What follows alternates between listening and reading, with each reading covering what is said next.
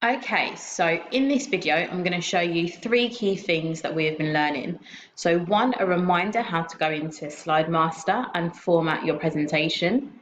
Two, the different ways that you can add hyperlinks into your presentation. And three, how to use action buttons. So number one, I'm going to look at going into Slide Master. So if I click View, and then I go into Slide Master, I'm now in Slide Master.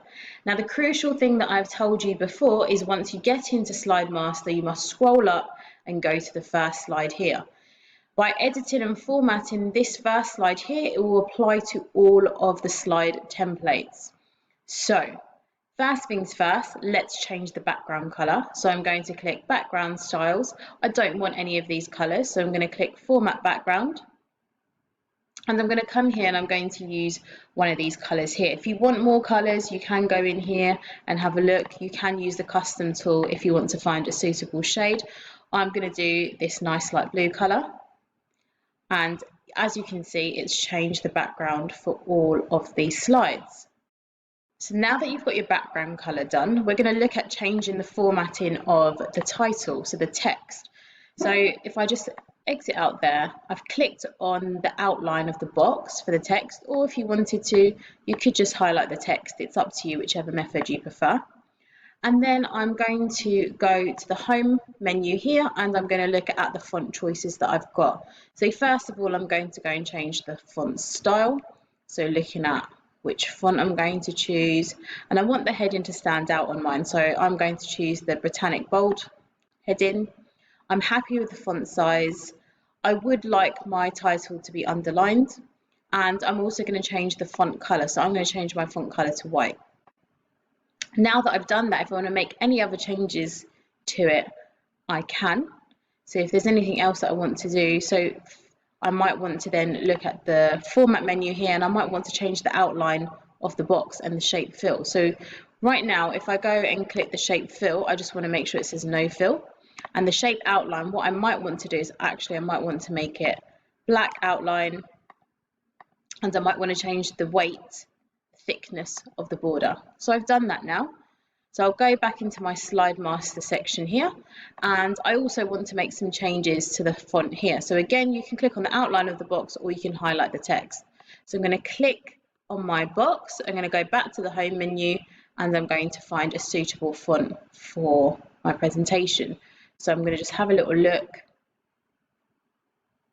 and I'm going to go with Century Gothic.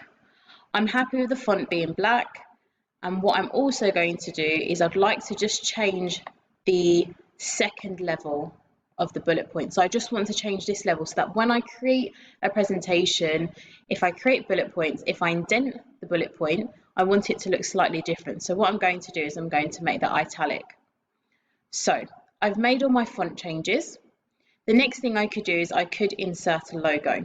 So I'm going to go into Insert, Pictures, and I'm just going to grab a logo from somewhere. So I'm just going to go and get my Microsoft Educators badge, and I'm going to put it here. Now what I've noticed now is if I place this here, it overlaps with this box, which I don't really like. So what I'm going to do is I'm also just going to adjust the box, and I'm also going to adjust the box below. Just for me, for consistency, I'd like both boxes to finish at the same place. So I've got my logo, as you can see here, same formatting applied to all of the slides. The next thing we can do, there's a couple of different things.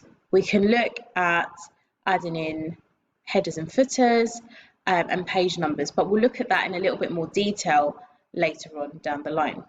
So now that we're done, you must exit, so you must close the master view so you can go and start creating your content. Do not type in any content here unless you want it to be on every single slide. So close master view, and now I'm ready to start my presentation. So let's say that you're creating a presentation about your favorite musician or rapper. You're going to have a title. Classically, you know who I'm going to choose, so I'm going to put Drake down, and I'm going to say created by Miss Beardraz. Now what I might want to do is I might want to go here and I might want to create a table of contents. So I might put the heading in here and I'll call it contents, and then I'm going to label what the different slides are going to be about. So this could be a biography, this could be photos, this could be albums, this could be personal life, and this could be social media. There we go. My contents page. I'm going to start adding some content in. So I'm going to go in, I'm going to get a new slide, and I'm going to call this one biography, as mentioned in my contents. I'm going to go through and create one called photos, albums, and so forth. So we'll just start with these first three. So what I could do is I could start putting in some information. So I could say name. If I indent it, so we could say Drake. And then I can go back. So if I just use this tool here, it will decrease the list. I could say date of birth. Okay, go down. Don't know the date off the top of my head. October. We could go back again. Age. Don't know how old he is. I want to say he's 34. Don't judge me. So we'll put that in, and then we can just keep that there. Now under photos, I want to add some images in. There are a couple of ways for you to add images. So you can go insert, we can go to online pictures, and we can search. So I can type in Drake. And I don't want the Creative Commons as well. Creative Commons just allows you to use that piece of work, but you can. So if you don't get the images that you want, then you can untick that. So let's go here, insert this image. I like the color of it because it'll go nicely with the background. Just increase the size of it. I'm just going to delete that text. Oh, just gonna, can I move that text? There we go. I had both of them selected, so I'm just going to delete that.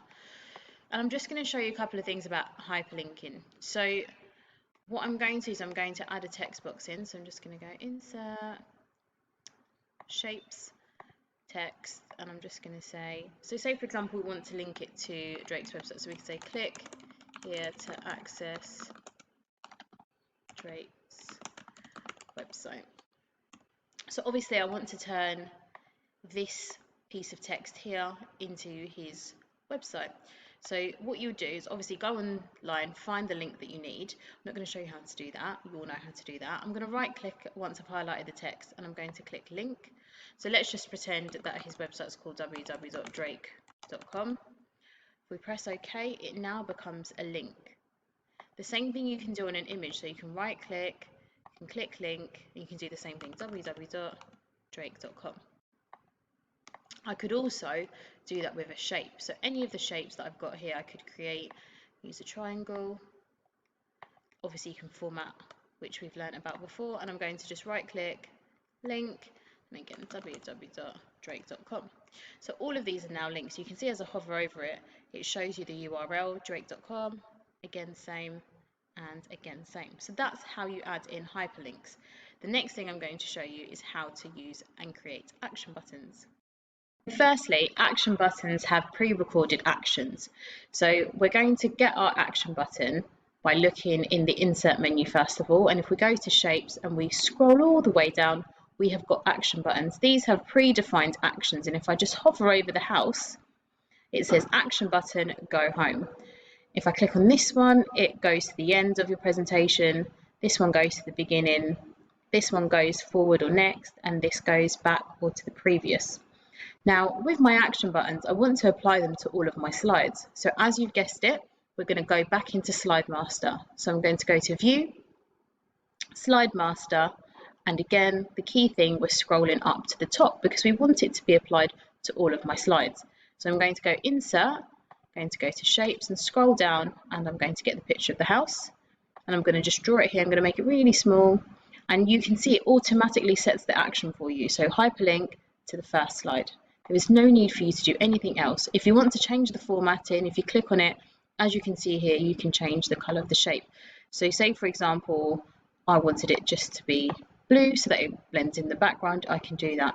And then I can go in and I can go back to insert, and go back to my shapes, and I can add in the next and previous buttons. So maybe I'll put that down here, so I might just put the next.